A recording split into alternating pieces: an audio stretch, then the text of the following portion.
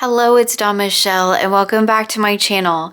Today I'm doing an exciting tarot tag, a VR to my friend Marlene for Tarot Extremes. She came up with this really great idea of looking at some of the decks in our collections that kind of sit at the two opposite ends of the spectrum. So when I first started kind of gathering my decks for this tag, I was texting Marlene and I was like, I am having a hard time with this. And I think it's because I just have so many decks that could, be in these sort of opposites attracts because my tastes in decks are pretty eclectic. And so I do have a broad range of types of styles and types of decks that I like.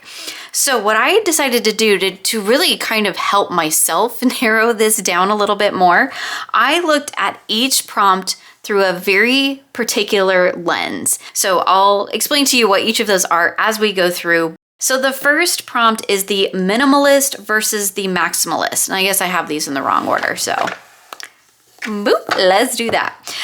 So the lens which I viewed this particular prompt through was my most minimalist collage deck versus my maximalist collage deck. So I specifically went through just looking at the collage decks in my collection because I have a ton of them. And when I think of minimalist versus maximalist, collage is definitely something that comes to mind for me because as we'll see with these two decks, you can definitely get one end of the spectrum or the other.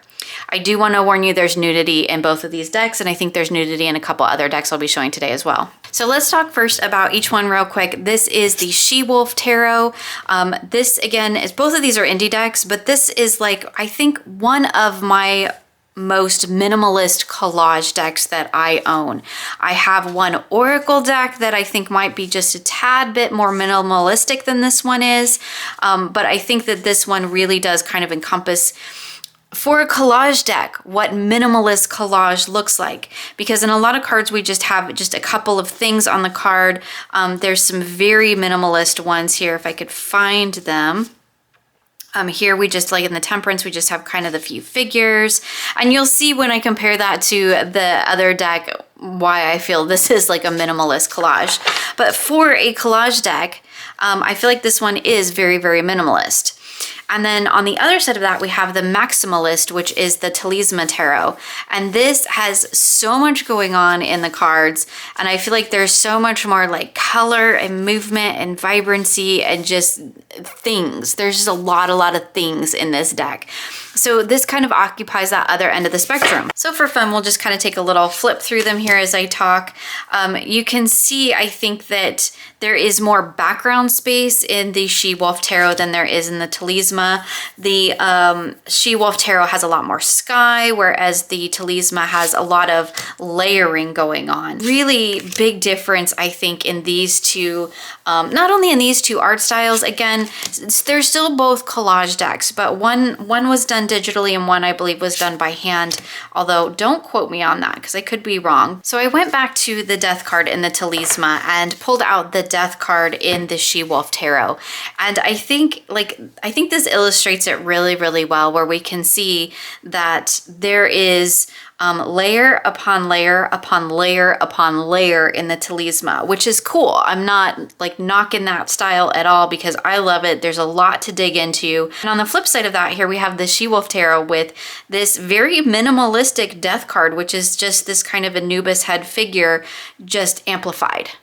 And going through all of the different layers of evolution here and kind of getting back to that void almost in the background. So again, same card, but represented in two very different ways, very, very minimalist in its depiction, a single element to really focus in on versus the maximalist collage we have going on here in the Theresa, where we have tons and tons of layer to really dig into. Both fantastic decks. I love them both.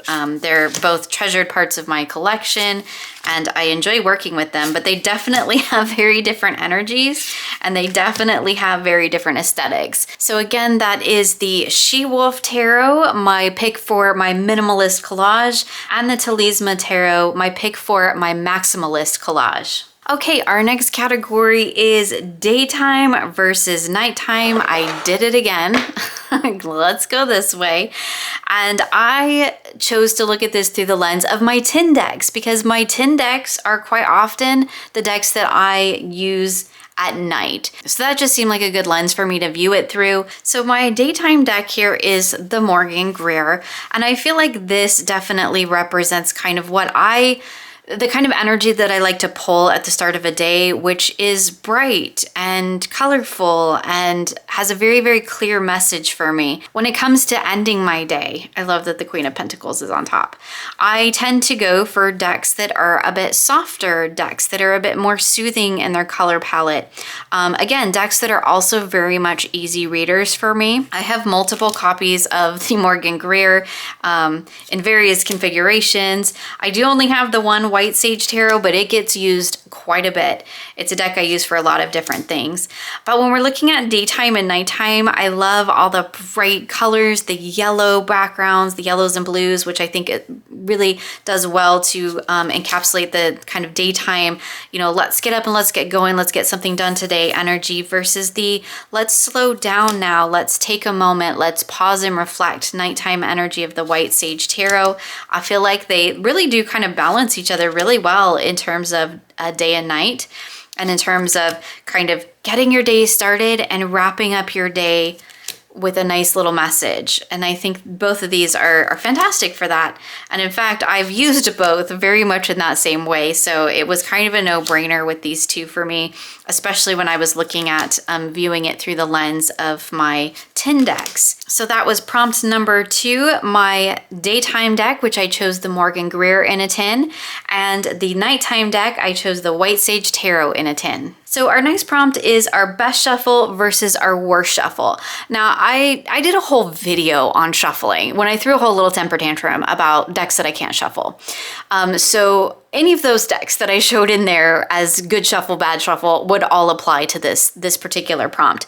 So I decided to look at it through the lens specifically of indie decks, looking at my favorite indie deck shuffle versus my worst indie deck shuffle, in terms of more not so much these specific decks, but more in the types of cardstock. So the 2 decks that I chose for this for best shuffle is the Gentle Tarot Linen Edition, and the worst shuffle is the Brady Tarot. When it comes to indie decks, I think the best shuffle indie decks are all my linen ones.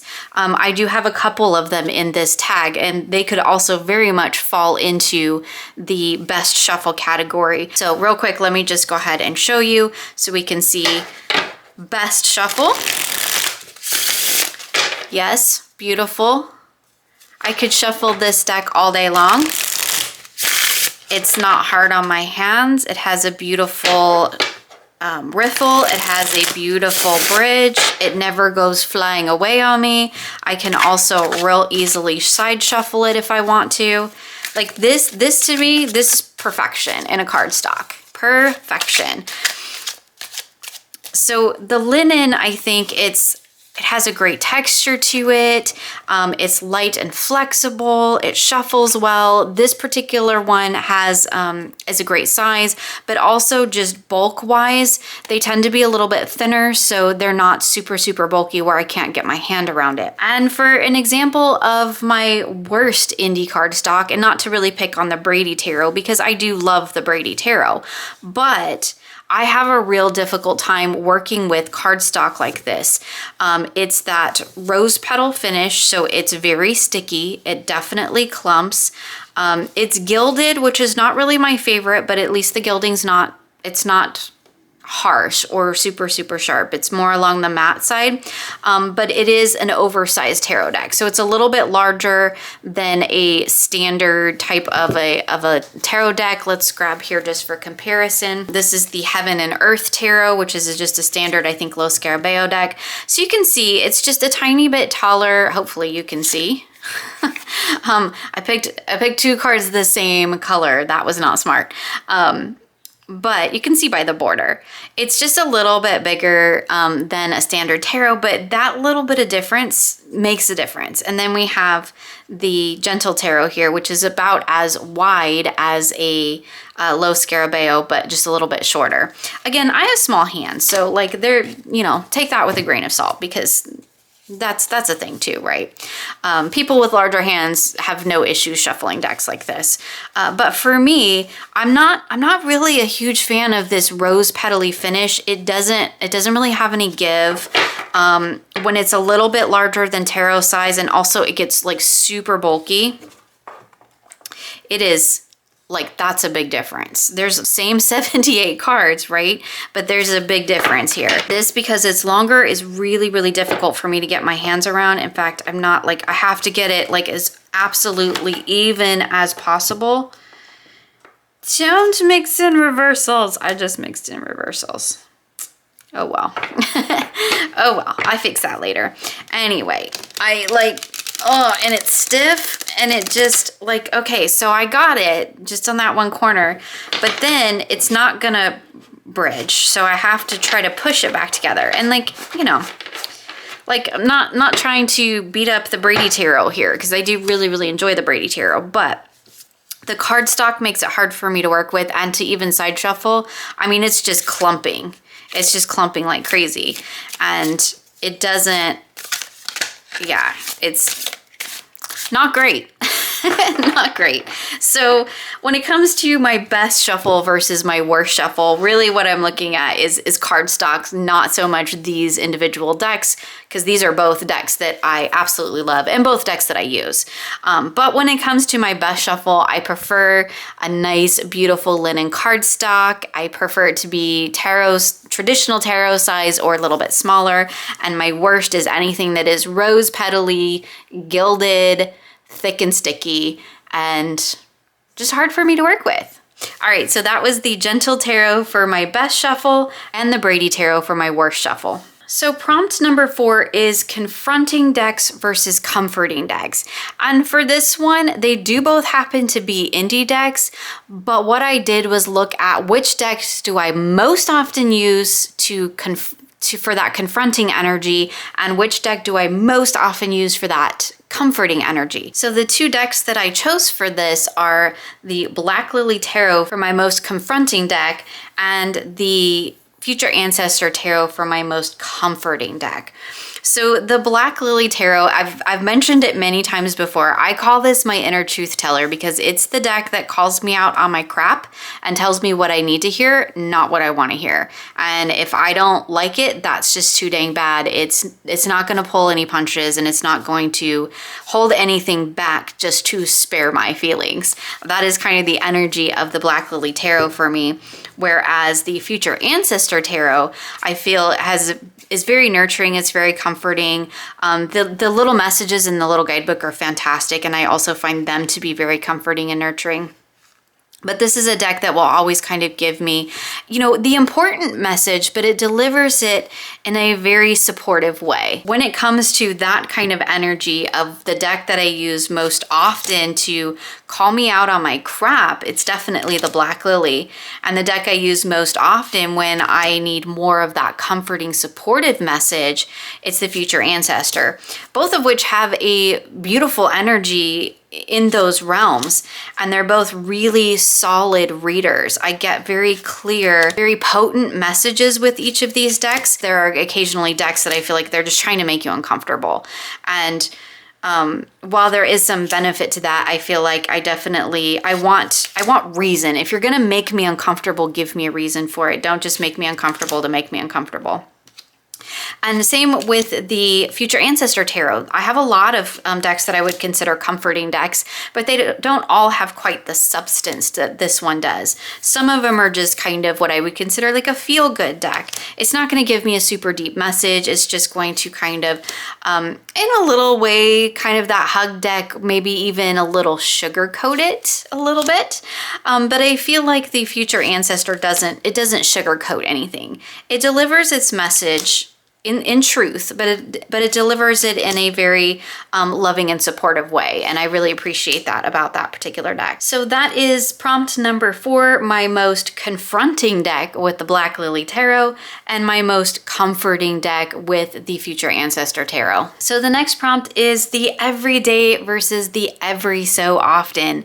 And the lens I kind of viewed this particular prompt through was looking at decks that I would use for just sort of any everyday sort of a reading versus a deck that has a very specific practice for me. So I only use it for that practice, and I wouldn't pull it out for just an everyday sort of reading. So the 2 decks I chose for that are the Wandering Star Tarot for the everyday and the Tarot of the Crone for the every so often.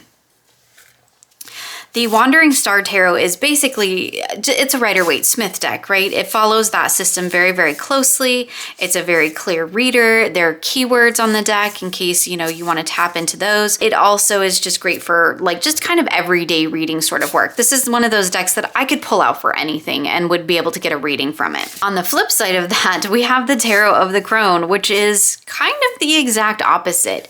It is very much a very specific energy for me. It's not something that I feel like I could just use and pull out for just absolutely any sort of reading. This deck is also very much tied into Dark Mother energy for me. I use it a lot with my work with Hecate. I use it with my work with the Dark Moon, work with that kind of supernal Dark Mother energy. That's what I get out of this particular deck. And it's definitely not one I would use for just any sort of random pull. Also interesting in comparison, this is a readily available mass market deck versus an out of print indie deck. But I think these 2 decks actually really represent that idea of the everyday versus the every so often, or kind of the mundane versus the spiritual, or the conscious realm versus the super conscious realm. I feel like there's so many different layers you could add into these 2 decks.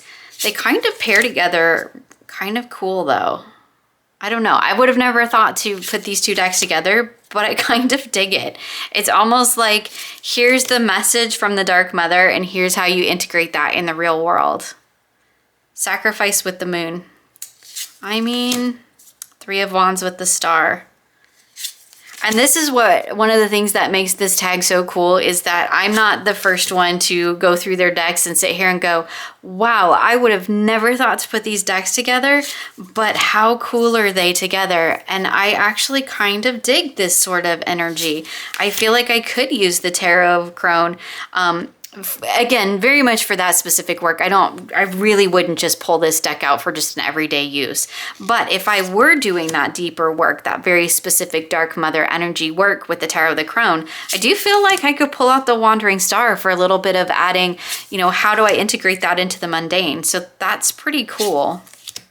I was not expecting that. I think they actually pair together really, really well. But also, again, just looking at back to the prompt, we're talking about the everyday versus the every so often. The Wandering Star Tarot is definitely a tarot deck that I can just use for anything. Like, it doesn't have to be a special occasion. It doesn't have to be a special practice. I could pull it out for any sort of reading, for any sort of practice, and I think it would work beautifully. Whereas the Tarot of the Crone is very much tied into a specific practice for me. Kind of love that. And it's also very much tied into certain goddesses that I work with and things of that nature. But it's definitely not one that I would pull out for just your absolute everyday kind of, yeah, let's just see what's going on today kind of a reading. I feel like that just really wouldn't work for me with the Tarot of the Crone. So that was my everyday deck with the Wandering Star Tarot versus the every so often deck with the Tarot of the Crone. So moving along into our prompt number 6, which is overrated versus underrated. Now, I had a hard time a little bit with this one because I was like, I don't feel like I really have a ton of overrated decks in my collection because I've done so much culling lately. And if I feel like a deck is overrated and it doesn't work for me, I don't keep it. So the lens through which I viewed this particular prompt was kind of like overexposed versus underexposed. And I checked with Marlene and she said it was fine if I changed it. So for my overexposed deck, I have the Moonchild. And for my underexposed deck, I have the Dreamkeeper's Tarot. Now, this is my overexposed deck is a indie deck, and my underexposed deck is a mass market deck now. It was previously an indie deck, but now it's available mass market. So the Moonchild Tarot is, you know, it is actually one of my favorite decks, but I do, and I love Danielle Noel's art. Like, I collect her decks. Like, if she makes a deck, I collect it. So it's nothing against the deck or the creator, but I do feel like it is a very overexposed deck in that we see it all the time everywhere. And there is something to be said for the fact that we see it all the time everywhere because it's a good deck, right? But I'll talk a little bit about why I think it's overexposed in comparison to the Dreamkeepers here in just a second. The Dreamkeepers Tarot is a mass market tarot deck, and it has similar kind of aesthetic as well. It's a little bit more in the kind of darker shadowy dreamscape world, and the Moonchild I feel like kind of exists more in the a little bit more on the lighter side of the dream world.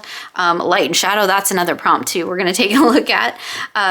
And they do both have a little bit of a sort of vintagey aesthetic. I feel like the Moonchild, like, it's kind of started out that way and then kind of went more into the Star Child realm, but that's just my personal take on it. The reason I put these two decks together is because I feel like although the Moonchild is really beautiful, and it's a deck I love and cherish, and it's a treasured part of my collection, I do feel like it's a little bit overexposed and maybe a tad bit overrated, because when we look at it in comparison to something like the Dreamkeepers, I feel like there's more intention in the Dreamkeepers Tarot.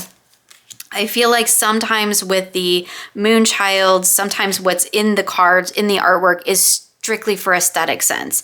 And there's absolutely nothing wrong with that. I love a good aesthetic, clearly. But I do feel like some of the cards, when we compare that to the Dreamkeepers Tarot, do lack a little bit of substance. I feel like there is a bit more, it leans more into the aesthetic. Even though both decks are very aesthetically beautiful, I feel like the Moonchild leans a little bit more into the aesthetic realm of things, where the Dreamkeepers really gets into the nitty-gritty, and everything on the card in the Dreamkeepers Tarot is intentional. And when you read the guidebook, you really get that sense of everything is here for a reason. Whereas with the Moonchild Tarot, I can't always get that sense from it. Sometimes I feel like stuff's just there because it's pretty. Like, you know, this background flowery thing on the Moonchild card.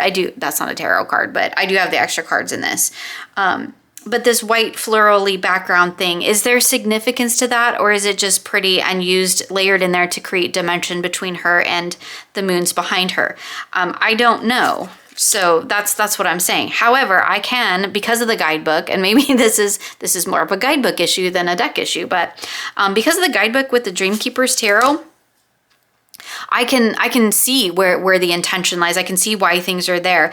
But even if you take the guidebooks out of it and we're just looking at, you know, the cards one next to the other, I do feel like, you know, let's take this Temperance here. I do feel like a lot of it is there for the aesthetics of it. I mean, the moons probably are significant, right?